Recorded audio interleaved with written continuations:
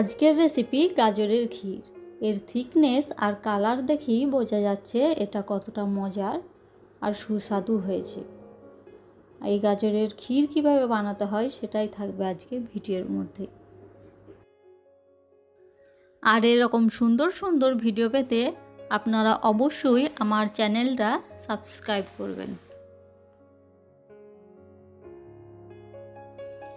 এখানে আমি 500 গ্রাম গাজর নিয়েছি। গাজর ধুয়ে পরিষ্কার করে নিয়েছি। এবার গাজরের খোসাগুলো আমি ছাড়িয়ে নেব।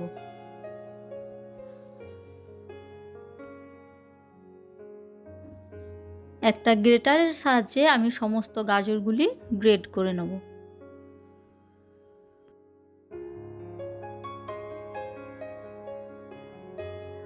উপকরণে লাগছে গ্রেট করা গাজর, 1 কেজি গরুর দুধ, নিয়েছি 50 গ্রাম মতো গোবিন্দভোগ চাল, নিয়েছি 200 গ্রাম চিনি, আমন্ড, কাজু, এদিকে আছে কিশমিশ আর কাজু, আছে 4 চামচ মতো পাউডার দুধ, আর আছে এলাচ আর তেজপাতা।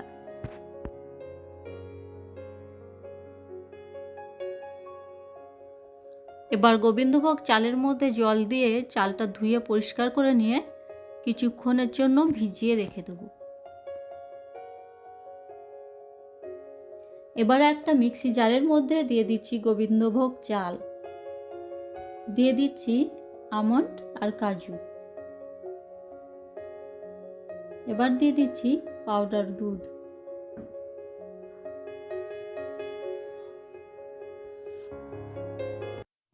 আর দিয়ে দিচ্ছি অল্প একটু গরুর দুধ। এটা মিক্সিতে একটা পেস্ট বানিয়ে নেব। এবার এটা আমি একটা বাটির মধ্যে ঢেলে নিচ্ছি। আপনারা চাইলে সমস্ত উপকরণগুলি দিয়ে শুকনো পাউডারের মতো গুঁড়ো করে নিতে পারেন। চালের দানাগুলো কিন্তু খুব মিহি হবে না, হালকা দানা দানা থাকবে। আর যদি কেউ পাউডার বানান তাহলে পাউডার খুব গুঁড়ো পাউডার হবে না, হালকা দানা দানা পাউডার হবে। কড়া বসিয়ে দিয়ে কড়ার মধ্যে দিয়ে দিয়েছি ঘি। এবার দিয়ে দিচ্ছি কাজু আর কিশমিশ। কাজু আর কিশমিশ হালকা লাল করে ভাজা হয়ে গেছে। এবার এটা আমি তুলে নিচ্ছি।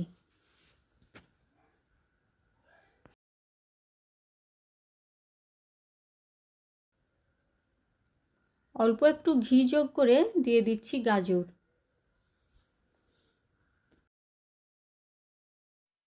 এবার এই গাজর ঘিয়ের সাথে খুব ভালো করে ভেজে নেব।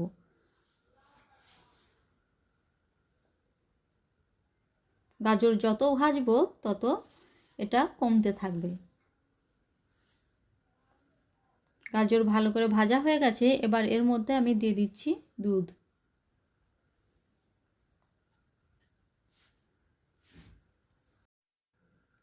সব কিছু একসাথে ভালো করে মিশিয়ে নেব।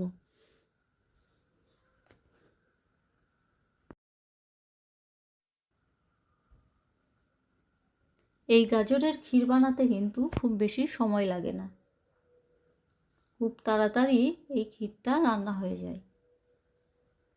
যখন দুধ ফুটবো ফুটবো হয়ে আসবে তখন আমি এর মধ্যে যে মিশ্রণটা বানিয়ে রেখেছিলাম সেটা দিয়ে দেব। এবার দিয়ে দিচ্ছি চাল ও দুধের মিশ্রণ। এটা দেওয়ার সাথে সাথেই নাড়তে হবে, তা না হলে তলায় বসে যাবে।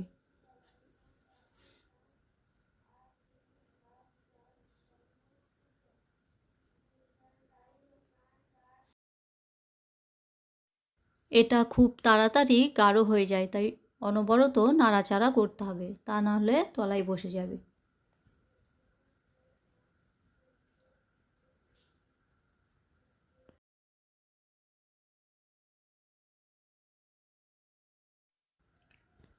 দেখেই বুঝতে পারছেন এটা অনেকটাই গাঢ় হয়ে এসেছে। গ্যাসটা লো হিটে দিয়ে এই সময় নাড়াচাড়া করতে হবে। এবারে আমি এর মধ্যে দিয়ে দিচ্ছি তেজপাতা,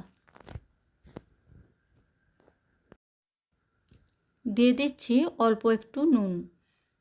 যে কোনো মিষ্টি জিনিসে অল্প একটু নুন দিলে তার স্বাদটা ভালো হয়।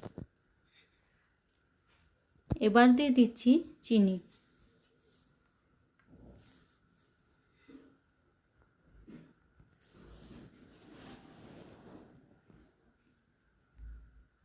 সব কিছু ভালো করে মিশিয়ে নিচ্ছি।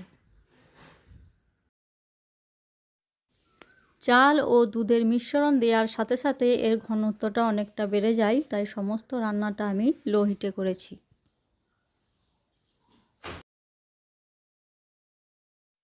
সবশেষে দিয়ে দিচ্ছি এলাচ গুঁড়ো। এলাচ গুঁড়ো ক্ষীরের সাথে ভালো করে মিশিয়ে নিচ্ছি। ক্ষীরের ঘনত্ব দেখে বুঝতে পারছেন এটা কতটা সুন্দর হয়েছে।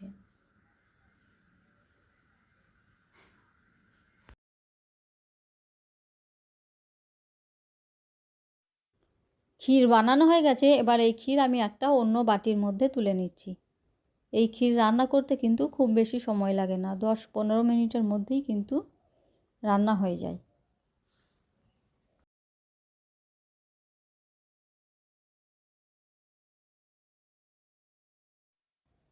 এবার ক্ষীরটা আরও বেশি দেখতে সুন্দর লাগার জন্য ভেজে রাখা কাজু ও কিশমিশ দিয়ে আমি ওপরটা সাজিয়ে নিচ্ছি। আপনারা চাইলে যে কোনো কুচনো বাদাম বা পেস্তা কুচি দিয়েও সাজিয়ে নিতে পারেন।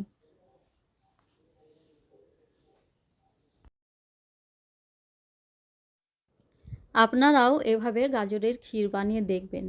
এটা দেখতে যতটা সুন্দর, খেতেও ততটা মজার।